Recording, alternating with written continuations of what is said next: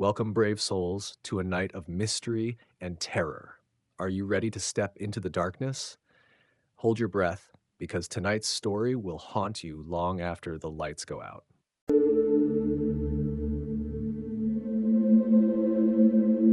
I'm breaking so many of my own rules by posting this account on an online forum under an alias. In my long, and dare I say it, distinguished career as a freelance investigative journalist, I have never taken such an action, nor have I ever published a story without first checking and double-checking my information. In actual fact, I only have one source for the majority of the stories I plan to recount. One man who was branded a maverick and lunatic by the authorities. The people in power who were so eager to silence him. I'll confess that I was very cynical when I first heard the old seaman's outlandish tales. I've never been a believer in the supernatural world and have based all my beliefs on hard scientific facts, but recent events have changed my mind, and my source is a man I've grown to trust. Even so, I wish I had the opportunity to further investigate the claims made and obtain conclusive evidence, but alas, I fear my time is limited. The government may come after me. Certainly, they have the incentive to silence me. Still, during my career, I faced down many petty bureaucrats, secret policemen, and tin-pot dictators.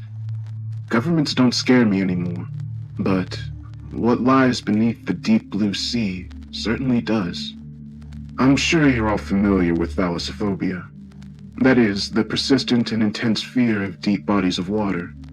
This was never a phobia that affected me to any great degree.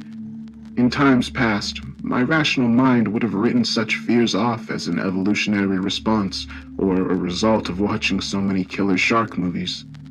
I never would have dreamt that our oceans were home to so many dark secrets and evils almost beyond human comprehension.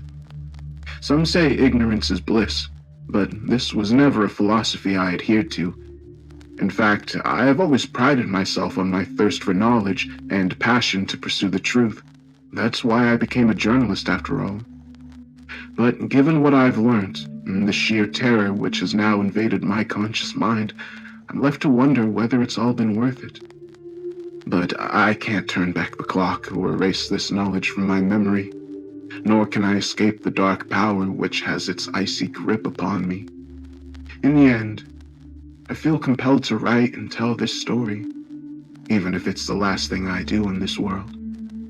What can I say about Jack Brady, my fearless source and a legend of the oceanic community who risked everything to tell me the truth? Jack was in his early 70s by the time I made his acquaintance.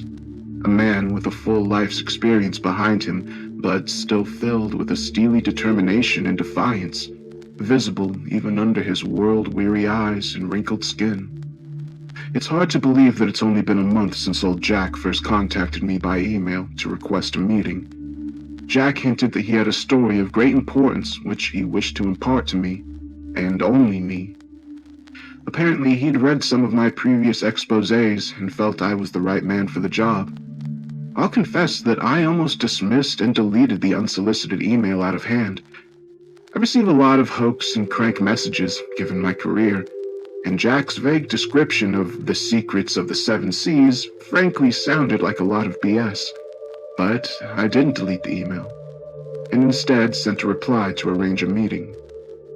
I can't say why exactly, call it journalist instinct, but I got a whiff of a story and had to follow the lead.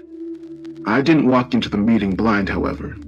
As always, I did my due diligence and looked into Jack before going to meet him. I soon discovered that my source had lived an interesting life and varied career, although his passion for the sea was a constant. Born and raised in an Irish Catholic family in Boston, Jack had left home to join the Navy at 18 and spent the next 5 years in the service. After his honorable discharge, our hero worked as a diver in the West Indies for several years before an unspecified incident made him suddenly quit and seek a new career. His employment history was rather vague after this point, at least according to the official record. He was formerly employed by the National Oceanic and Atmospheric Administration for nearly 4 decades. although I noted how Jack was officially listed as an independent contractor on their roster. It was unclear what work Jack Brady did for this seemingly mundane and unremarkable government agency, but his email strongly implied the NOAA was part of a wider conspiracy. But what were they covering up? Jack's initial email didn't provide the details, leading to obscure and seemingly unrelated articles. I read a collection of news stories, scientific journals, and Wikipedia articles which covered everything from biblical sea monsters to the lost city of Atlantis and unexplained underwater sounds. I could only see one thing which linked these stories together, and that was Jack Brady's lifelong passion, the Seven Seas. We met in a spit and sawdust bar in the Harbor District, the type of place where the patrons glared at you suspiciously when you entered. I found Jack sitting at the bar, nursing a large glass of whiskey. His appearance was much as I would have expected. Jack was a large man, not overweight but well built. I noted an old scar across his right cheek and how his deep blue eyes were focused despite the alcohol he had already consumed. Jack greeted me coolly, shaking my hand firmly and nodding his head. He offered me a drink, which I politely declined, and motioned me over to a corner booth where he said we could talk in private. For whatever reason, Jack refused to let me record our conversations, but I didn't want to miss anything, so I snuck in a handheld recorder. I started by asking him questions about his upbringing and early career, just to get a feel for the old-timer. His answers were short and to the point. He'd grown up in a seafaring family and was taught to sail at an early age. Jack said little about his time spent in the Navy, only saying that he'd served as an enlisted sailor on a destroyer and was deployed to the South China Sea during the fall of Saigon.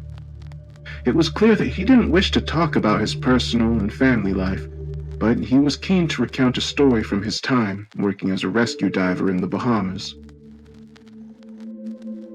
The 13th of July, 1982. I'll never forget the date.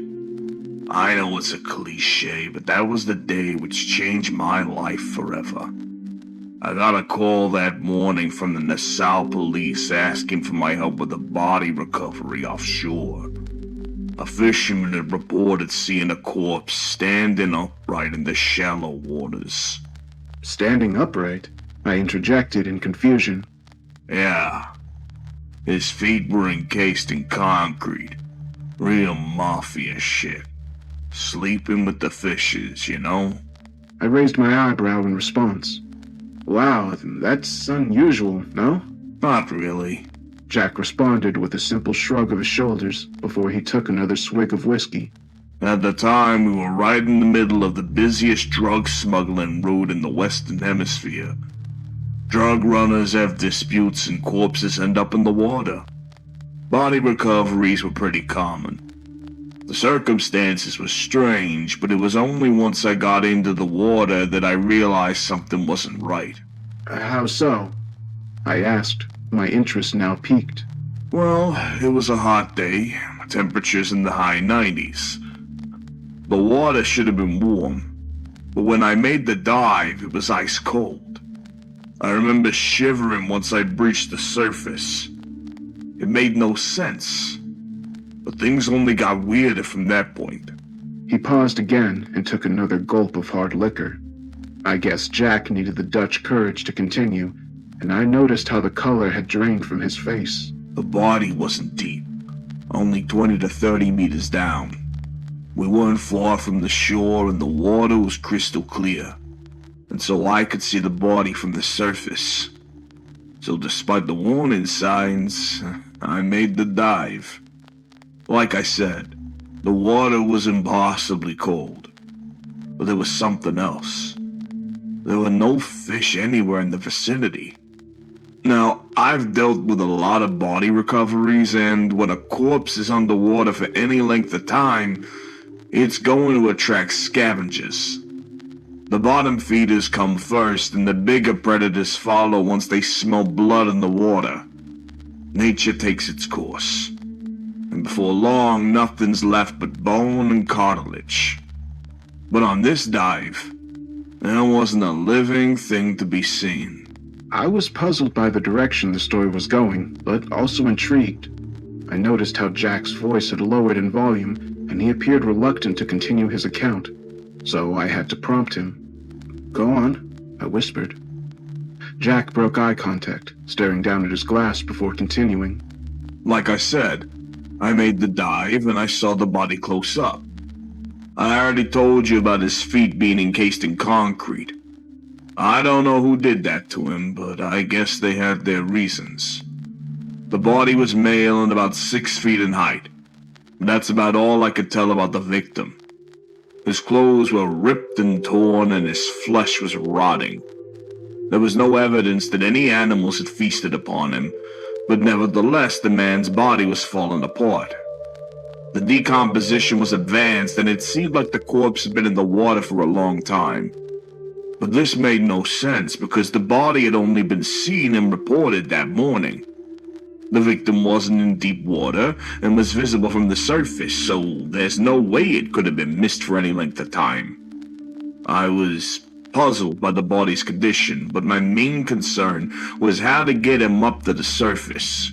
I knew I'd need specialist equipment to do so and was preparing to ascend back up and return to my boat.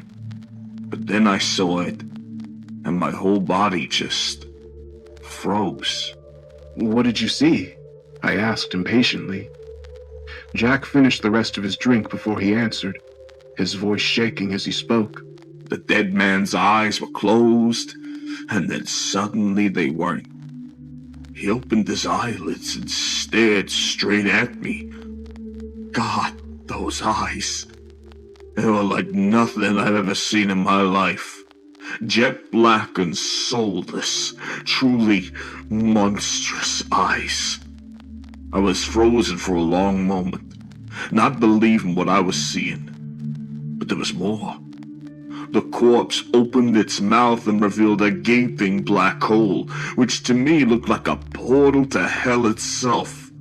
Water seeped into his mouth and I think he was trying to scream. But the sound was muffled underwater. He couldn't move his feet, but the monster reached out towards me with his bony, claw-like hands.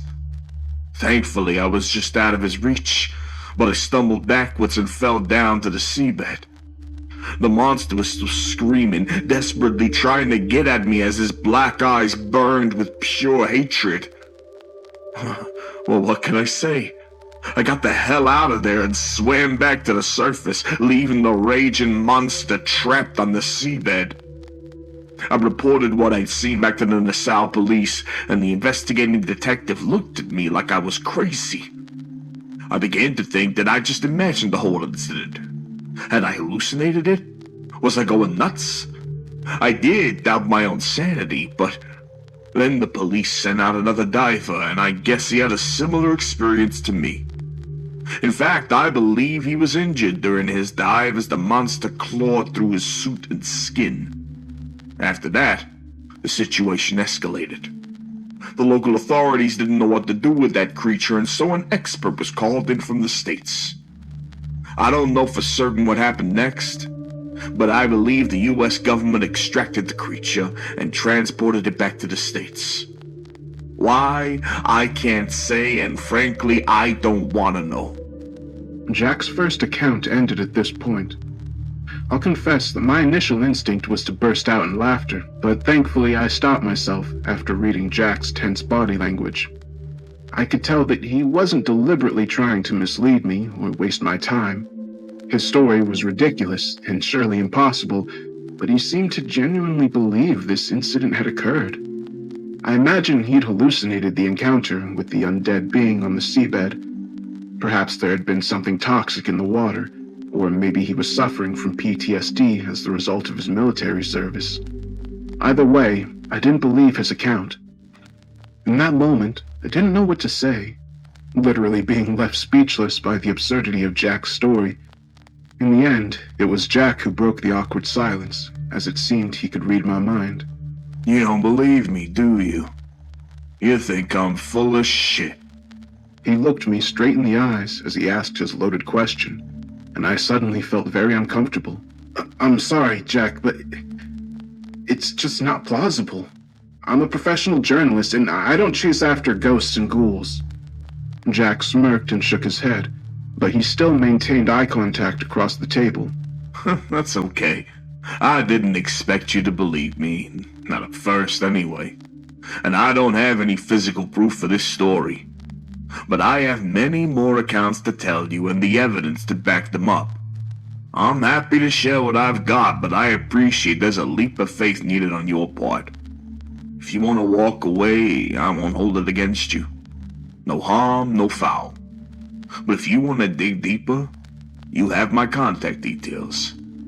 Now, if you'll excuse me, I need another drink. I left the bar soon after, my head spinning from the bizarre encounter. I'd seen and heard some crazy things during my career, but never anything like Jack's story. Normally, I'd write off any tales of the paranormal out of hand. But there was something about Jack Brady which impressed me. He didn't seem like your average fantasist or crackpot, and I couldn't help feeling there was an actual story here. I did do my research into the Bahamas incident, but found little to back up Jack's account. My attempts to reach out to the Nassau police came to nothing, but then Jack had claimed the incident was covered up by the authorities.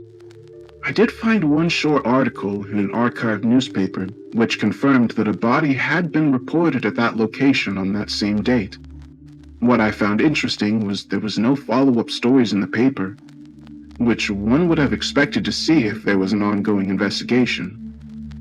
I had experience in this field, and the whole thing did stink of a cover-up and media suppression. I think this is what persuaded me to get back in contact with Jack and arrange a second meeting. I still didn't think he'd encountered an undead ghoul off the coast of the Bahamas, but I did believe he had an insight into a world of secrets and conspiracies. Our next meeting took place on a sunny afternoon at the marina.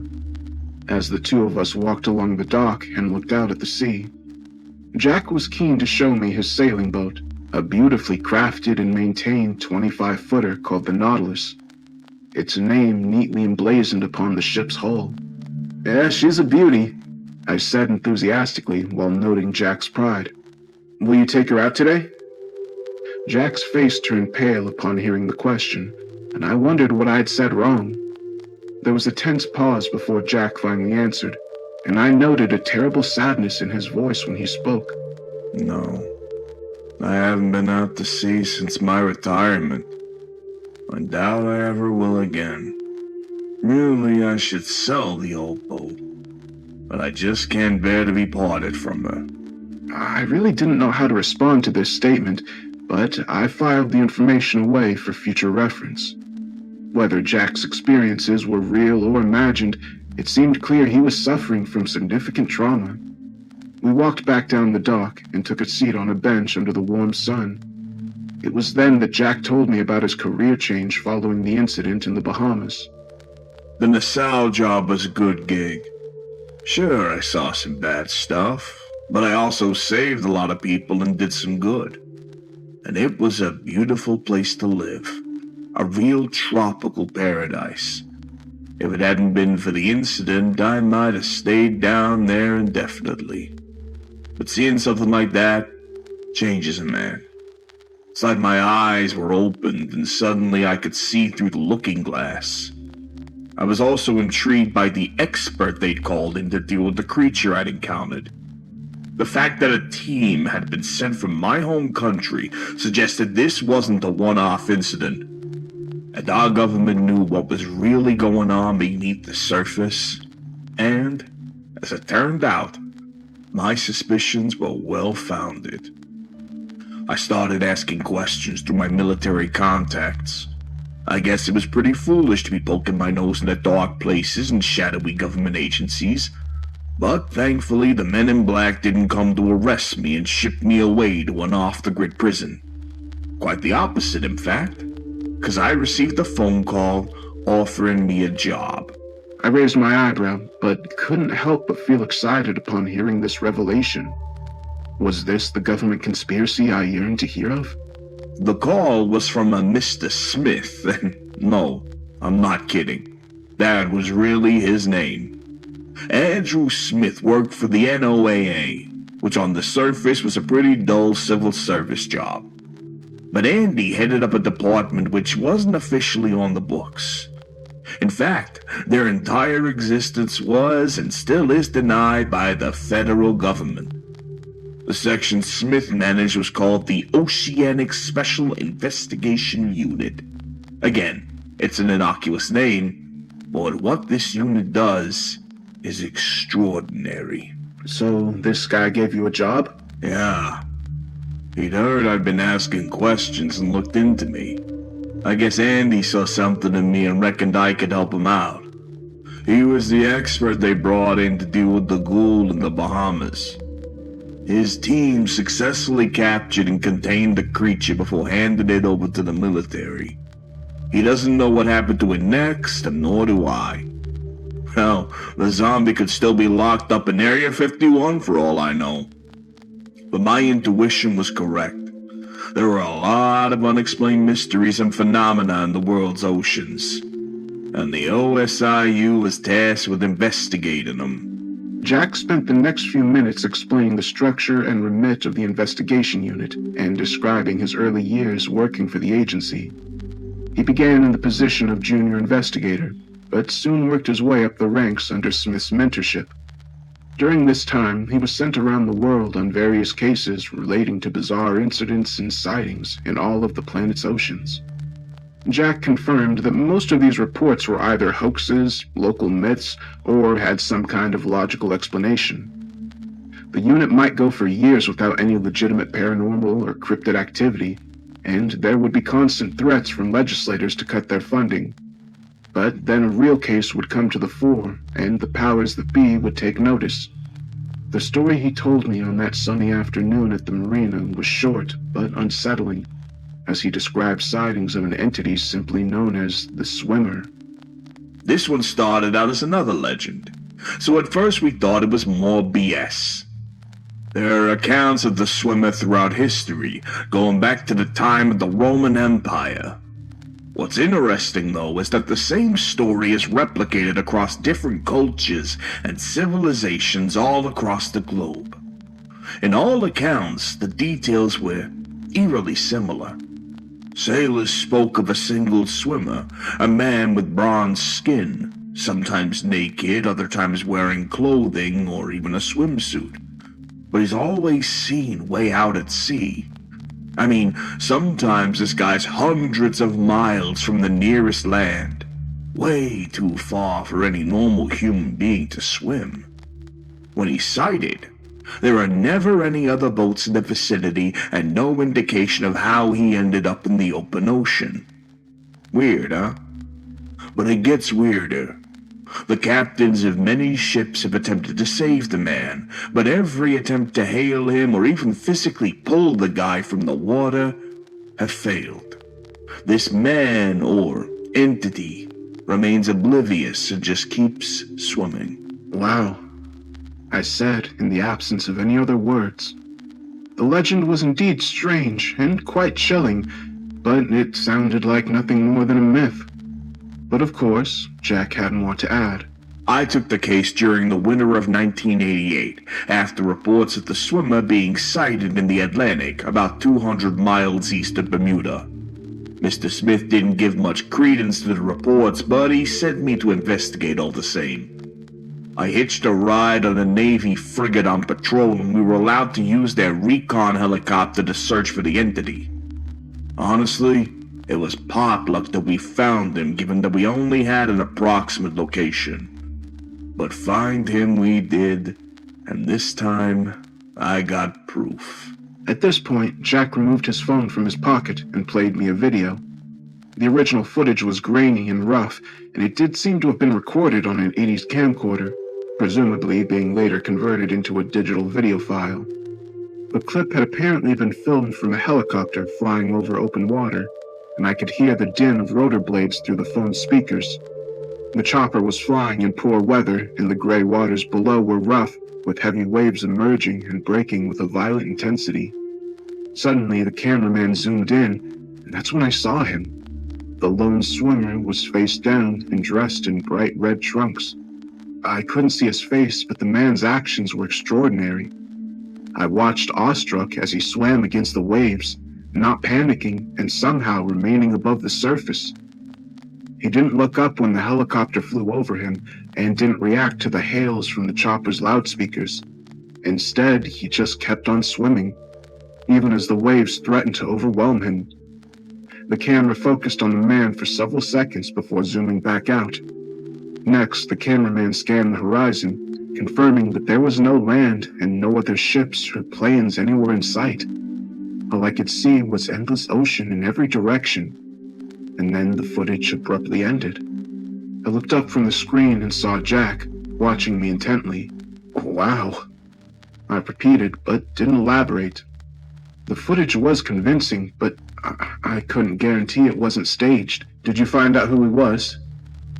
No, Jack confirmed with a shake of his head. it's an unsolved case to this day, but I have my theories. "Oh?" Jack paused briefly, appearing deep in thought as he looked out to the sea. Have you ever heard of the legend of the Wandering Jew? It's a medieval fable about a man who taunted Jesus on the cross and was cursed to walk the earth until the second coming. The story sounds familiar. Well, I believe the swimmer is his nautical equivalent.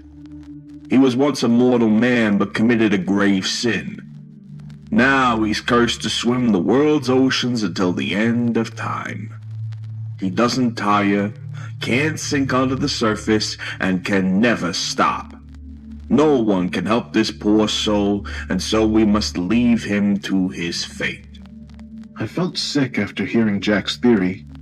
I wasn't a religious man and hadn't been inside a church for years, but there was something truly chilling about the idea of a lost soul. A cursed man who was exiled from the land itself and doomed to swim the world's cruel seas for all eternity. Our second meeting ended soon after, with Jack telling me to get in touch if I wanted to learn more. Once again, I did my research after the encounter. There are numerous mentions and accounts of the swimmer or swimming man throughout history and across the globe, so that much is true. But I couldn't find the video footage Jack had shown me anywhere online. I didn't believe the video was doctored. It's possible it was staged. The man swimming might have been dropped from the helicopter and then recovered after the film was shot. But why take the risk in such bad weather conditions? Nevertheless, by this time I was hooked, and I wasted no time before arranging my next meetup with Jack. For our third interview, Jack invited me to his home, which I took as a good sign because this surely meant I was gaining his trust. He lived in a small, Spartan, one-bedroom apartment not far from the harbor. The flat was tidy and well-kept, but very basic. I noticed the various liquor bottles stacked up in the kitchen. He offered me a cup of coffee, which I accepted. We sat in his small living room, and I noted the collection of well-thumbed books on the shelves. As one would expect, Jack owned many publications on sailing and naval history. But I noticed other editions on such diverse topics as religion, philosophy, and mythology. I was also surprised to see a pristine copy of the Bible sitting on the coffee table.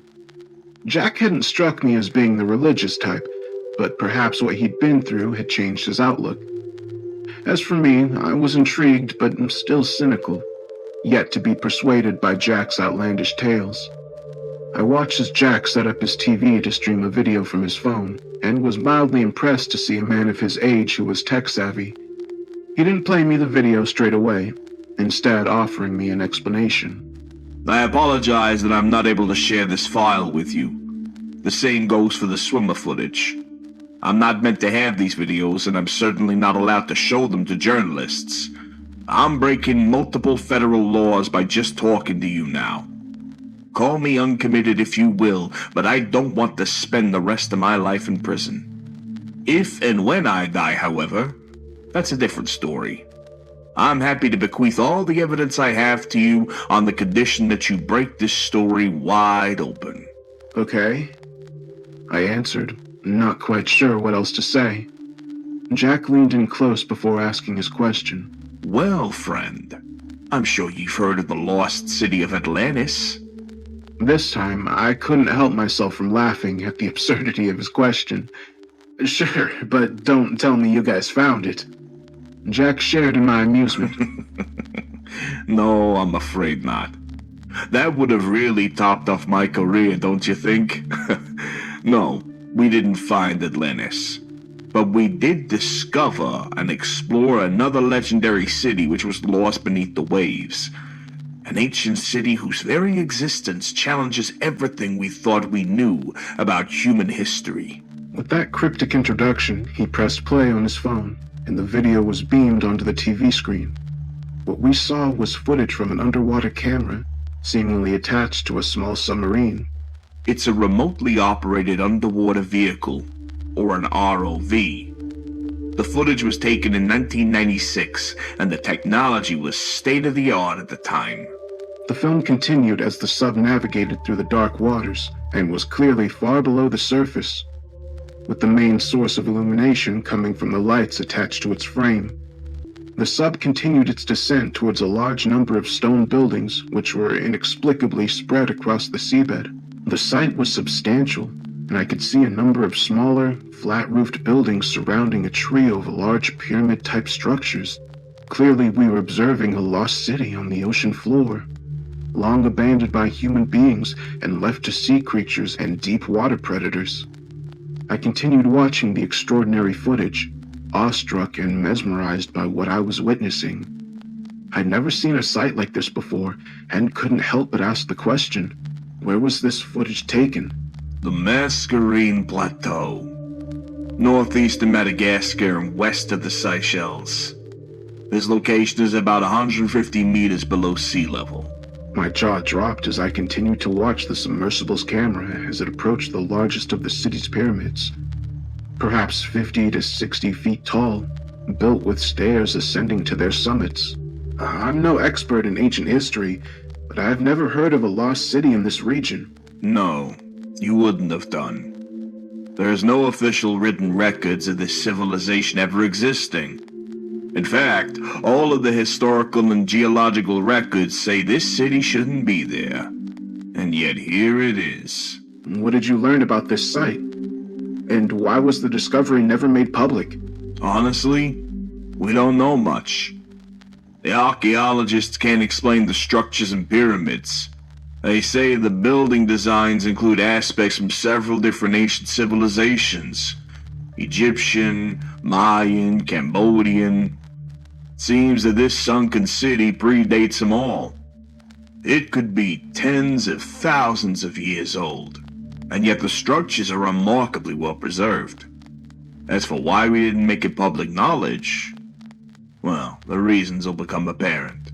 He pointed back towards the screen as the ROV descended into a small open entrance which led inside the submerged pyramid. As the remote-controlled submarine was navigated through a tight corridor inside the pyramid, its headlamps illuminating the path as it dove deeper into the guts of this structure.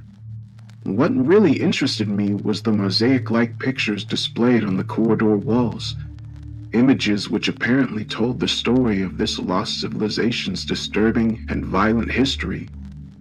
I saw depictions of robed priests standing on top the pyramids, torrential rains falling upon them as the holy men used knives and daggers to slaughter chained prisoners, the blood of their victims flowing down towards the waterline.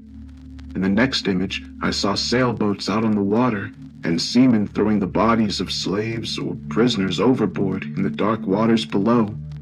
But most chilling was the monstrous predator under the surface, which was feasting upon the human bodies. The huge creature appeared to be a sea serpent with green scales covering its body, and the monster had 3 heads. The depiction of the beast was chilling, as I saw 3 pairs of burning red eyes and a trio of mouths filled with razor-sharp teeth.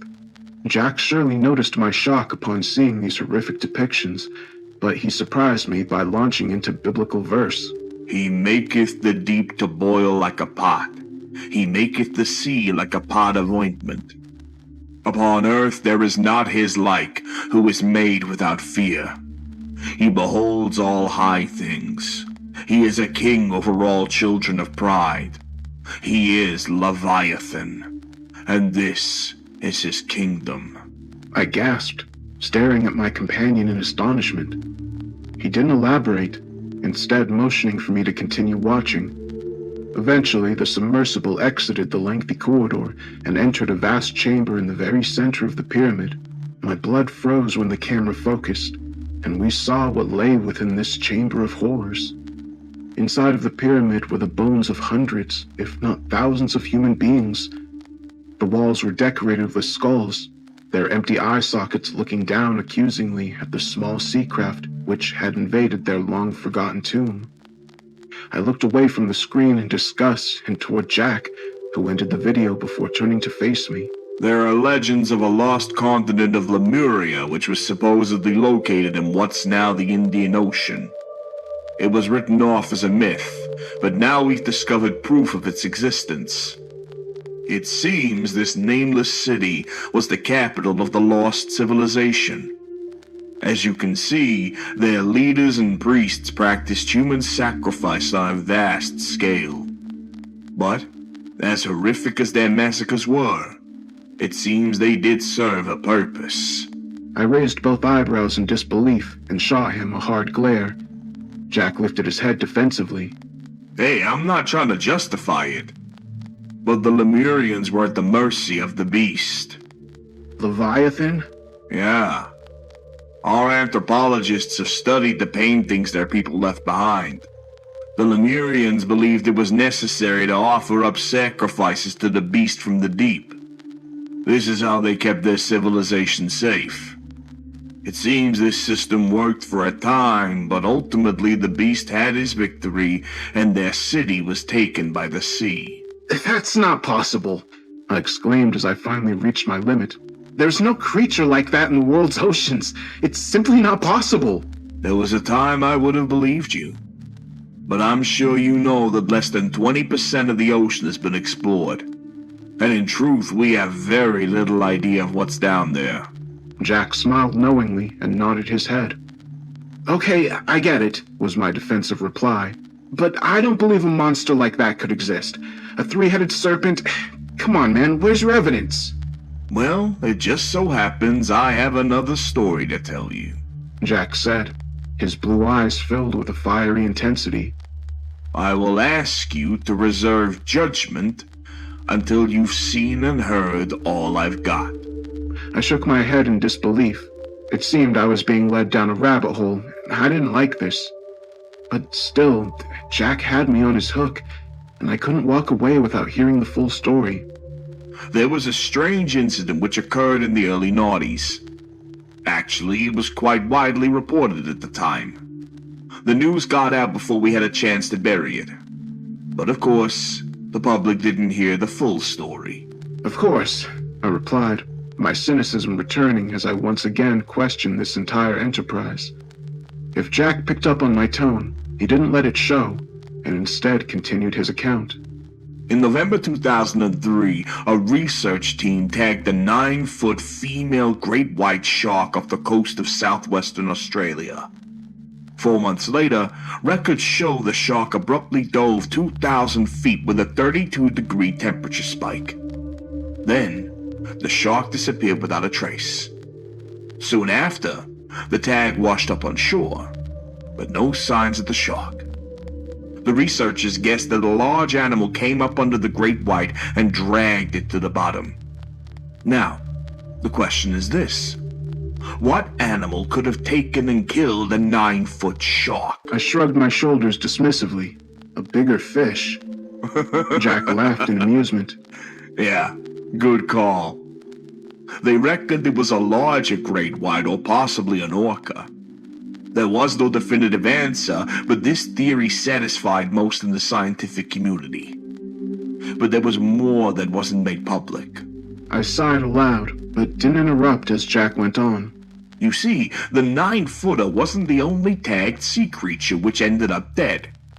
In total, there were 4 great whites killed in that part of the ocean in the space of a few months. The biggest of which was a 16-foot male. 2 fully grown orcas were killed too. They didn't recover the trackers in all cases, but the recordings showed these animals all died the same way.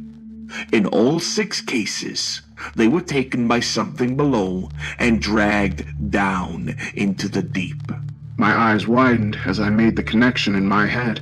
But surely it couldn't be true, could it? Even if all those animals had died, there must be a logical explanation. What we did was set a trap of sorts. We obtained the body of a recently deceased 12-foot great white and secured it to a buoy 50 meters below the surface and right in the middle of the unknown predator's hunting grounds. What's more, we attached underwater cameras to monitor the situation and hopefully catch a glimpse of it. I felt my heart beating faster in my chest as I pushed him for more. What happened? Jack smiled as if he enjoyed keeping me on my toes. The shark's corpse was floating in the water for 3 days. We were about to give it up and cut the body loose. Then this happened. Once again, he went to his phone and streamed another clip onto his TV. But this was a short one, barely 10 seconds in length. It was that quick. One moment we were looking through an underwater camera facing downwards, down into the dark abyss. Suddenly, something huge emerged from the depths, propelling itself upwards and towards the camera. I only got a quick glimpse of the beast, but its horrifying features were unmistakable. The giant predator which emerged from the darkness had 3 heads with 6 burning red eyes and a trio of gaping jaws filled with so many rows of sharp teeth. I literally recoiled in my seat, letting out a startled cry as my frightened brain tried to make sense of what I'd seen. The video cut out a second later, the screen turning to black in an instant as I guessed the camera was swallowed up in the monster's jaws. Even though the monster was only on the camera for a few brief seconds, Jack was able to show me a still image. The water was dark and the picture blurred, but I could clearly see the predator in its hideous glory. A nightmare of teeth and rage with 3 wide maws which looked like entrances to hell itself. And those eyes, all 6 of them burning red with rage, but also with intelligent malice. I'd never seen such a creature before, but couldn't help acknowledge the stark resemblance to the depictions within the sunken city. I left Jack's place soon after, still in a daze and feeling sick to my stomach. I didn't make arrangements for a further meeting, but muttered something about getting in touch as I shuffled toward the door. Jack made it clear that he had more information to share with me, but I think he knew I needed time to process all I'd heard and seen. I'll confess that I poured myself a stiff drink when I got home, and it took me some time to calm down. But once I regained my senses, I started thinking logically, and the doubts returned. The footage I'd seen in Jack's apartment was unsettling, but certainly not conclusive. The videos of the underwater city and 3-headed beast could have been staged or created by CGI, or hell, even AI at this point. I don't know why Jack or anyone else would have gone to so much bother to do so, but I couldn't rule out the possibility. If Jack was telling me the truth, then there must be supporting evidence, logs, data, witness statements, etc. Maybe he had access to this information. But for now, I couldn't be certain of anything. I told myself that this all had to be fake, and that I was being taken for a ride by Jack Brady. All of my professional instincts told me to walk away, to cut off contact with Jack and abandon the investigation. But there was something deeper inside which stopped me from doing so. It wasn't just the hunch that I was chasing an important story. Sure, this was part of it, but what I'd learned had awakened something in me. Call it a primal fear or evolutionary reflex, but I was beginning to believe that Jack was right, and there was something wicked and terrifying in the ocean depths. That's when the nightmares began. I didn't sleep well in the nights which followed our third meeting, but when I did finally drift off, I was plagued by vivid and terrifying visions. In the first nightmare, I found myself sinking into the abyss, powerless as I descended into the darkness and towards a seemingly bottomless pit. The light faded as the water filled my lungs, but in my dreams, I wasn't drowning, and I felt oddly at peace. Don't get me wrong, it was terrifying to be so helpless, to be surrounded by endless water as I slowly sank into a near infinite abyss. But there was a beauty in these depths, a feeling of awe and wonder whilst witnessing the glory of the natural world. But sadly, the peace I felt in my dreamlike state was not to last. I saw it out of the corner of my eye, turning my head sharply to see the creature hurtling towards me. I tried to scream as the monster rapidly closed the gap. I kicked with all my strength but couldn't get away. My blood froze even as the water around me boiled, and then I saw the monster. A thing of nightmares dragged up from the depths of hell. This was Leviathan, the terror of the deep, come to feast upon my flesh and claim my soul. I screamed and kicked for all my worth, but it made no difference, as the three hungry mouths fought each other for the privilege of devouring me whole. I had the normal reaction to the nightmare, waking up screaming and drenched in sweat. That was a bad one, but I guess it had a traceable origin. I had seen images of the Leviathan during my last meeting with Jack, and they scared the shit out of me. So it seemed only natural that I'd have nightmares of the beast. But the tears I suffered through on the next night were more difficult to explain. Once again, I was plunged into an underwater nightmare, this time finding myself at the very bottom of the ocean. I don't know how deep I was, but when I looked up, I couldn't see the surface above me. In fact, the only light in this submerged hellscape came from fluorescent sea creatures and flora which were dotted along the seabed. There was darkness all around me, and I was chilled to the bone by freezing water. I didn't want to be here. This wasn't a place for mortal men. I desperately tried to swim up, but couldn't move from the spot. I started to panic as I looked downwards, my heart thumping hard in my chest when I saw my feet were encased in concrete, like the ghoul Jack had encountered in the Bahamas all those years ago. I fought with all my might to free myself, but to no avail.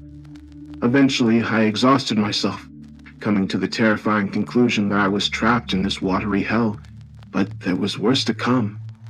Suddenly, the water temperature around me rose dramatically, going from freezing to near boiling in a matter of seconds, and a moment later, the dark water around me turned blood red as a dense crimson cloud surrounded me. I choked as a toxic substance forced its way down my throat, and I guessed whatever had polluted the ocean was pure poison. I prayed I'd wake up, but the nightmare wasn't done with me yet.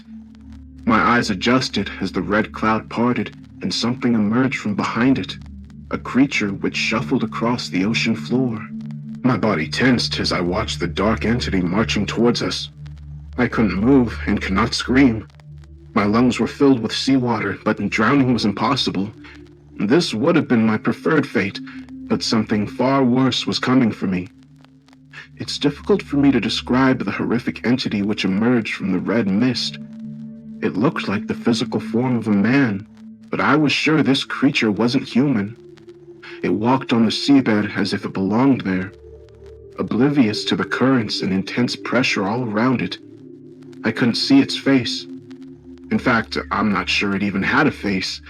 All I saw was a dark shape gliding toward me, a shadowy form which seemed to have total control over this hostile environment and was entirely focused upon me, an intruder in its realm. I couldn't see its face, but when the entity came closer, I saw its eyes. Burning, orb-like eyes which lit up in the darkness. But instead of bringing light to the darkest places, its fire only brought terror to my heart.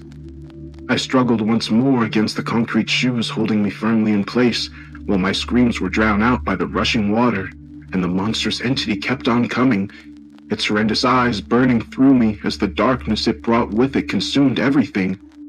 That's when I woke up to the usual routine, screaming and cold sweat. I couldn't get back to sleep that night. I didn't dare. As soon as the sun rose, I rang Jack and arranged to meet him that same day. For better or worse, I needed to hear the conclusion to his tale. My voice was shaking when I called Jack, and I'm sure he picked up on my discomfort over the phone. On this occasion, I invited him to meet me in my home. I normally would never do this with any source, but I justified the decision in my head, telling myself that it would be better to be on my home turf to ensure he didn't play any tricks when presenting his evidence. But in reality, I felt very unsettled and didn't feel comfortable leaving my home. It's crazy when you think about it. I faced some significant challenges and dangerous situations during my career, but the vivid nightmares I'd experienced recently had really shook me. Jack arrived at my apartment early, just after 9 a.m., I recall. I tried to make myself look presentable, but couldn't hide the bags under my eyes and cold sweat on my brow. Jack looked his usual self when he arrived at my front door, with a tough exterior barely hiding the sadness and vulnerability within him. My visitor gave me a suspicious look when he first saw me, but made no comments as I invited him inside. It was only when he was settled and seated in my living room that he asked me a question, which was really more of a statement. You've been having nightmares, haven't you? My jaw dropped as I stared into Jack's deadpan eyes. I experienced a combination of a moment, and a tense moment passed before I was able to speak. How the hell did you know that? Jack nodded his head, his eyes dropping as he appeared to look guilt-ridden.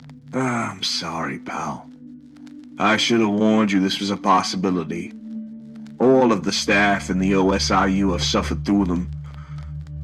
I thought the nightmares wouldn't affect you because you're only hearing these accounts secondhand. I guess I was wrong. I took a deep breath as I collapsed onto my couch and tried to process what I'd just been told. What Jack said didn't make any sense. How could the stories he told me infiltrate my subconscious to such a great extent? Surely it must be a coincidence. But even so, it was my job to discover and investigate uncomfortable truths, and I knew I had to emotionally distance myself to do this work. So why was I so angry with Jack for exposing me to this? I did my best to suppress my negative emotions and remain professional and hospitable. Can I offer you a cup of coffee? Jack shot me a half grin and a wink before reaching into his jacket pocket and withdrawing a quarter bottle of whiskey. I thought we might take something stronger. I did my customary raising my eyebrow before I glanced down at my watch. Isn't it a bit early, isn't it? I said in a self-righteous tone. Trust me, you're gonna need a stiff drink by the end of this. Now, I suggest you fetch us 2 glasses. I reluctantly pulled myself up to the couch and shuffled over to the kitchen. At first, I only took 1 shot glass from the cupboard, but then I thought again and picked up a second. I set 2 glasses down on my coffee table beside Jack's bottle. By then, my hospitality had reached its limit as I demanded answers from my guest. "What have you got for me, old-timer?" I asked firmly. Jack smiled faintly, perhaps impressed by my straight-to-business attitude. Well, my friend, you've done your due diligence, so I'm sure you're familiar with the bloop. I thought for a moment, before remembering where I had heard this odd name before. Yes, I believe so," I eventually answered, as my exhausted brain retrieved the stored information. "I understand the bloop was an unidentified underwater sound detected by NOAA during the late 90s. Correct. The sound was detected in the South Pacific in 1997 by a system of listening devices used to monitor undersea seismic activity, amongst other things. It can be categorized as an ultra-low frequency and high amplitude. Initially, there was a theory made public that the source was a living creature, one which would have a much more powerful call than any known animal in Earth's oceans. Officially, it remained a mystery, but in 2012, the NOAA stated that the sound was consistent with glacial movements and most likely caused by ice calving. I laughed nervously as I believed I knew where this was going. Let me guess, the 2012 story was a cover-up, and there really is a gigantic creature swimming around out there? Jack didn't replicate my laughter as he answered in a matter-of-fact tone. Maybe so. I can't really say for sure. It wasn't my case, and so I didn't receive a full briefing. Saying that, it's quite possible the bloop came from a huge and yet undisclosed sea creature. We've discovered a number of animals in the depths which have never been revealed to the public, and it's safe to assume there are a lot more down there waiting to be found. He paused for a moment to let this statement sink in. But I'm not here to talk to you about sea monsters. Not this time. I'm afraid I need to tell you about a far greater threat. An ancient, unspeakable evil we unwittingly unleashed upon our world. And it all started with an unidentified underwater sound. One which led us to a very dark place. Sounds ominous, I said in an attempt to make light of the situation, although my stomach was actually in knots. Jack sighed deeply, as if reluctant to continue, but he eventually did talk. 2 years ago, our sound surveillance system detected an unidentified signal from the South Atlantic, about 300 miles south of the Falkland Islands. Now, we've picked up some mysterious sounds before, of course, including the bloop. Most turned out to have natural origins, underwater avalanches, whale songs, and so forth. But this sound wasn't like anything we've detected before. The initial recording was scratchy and of poor quality, but one thing was clear.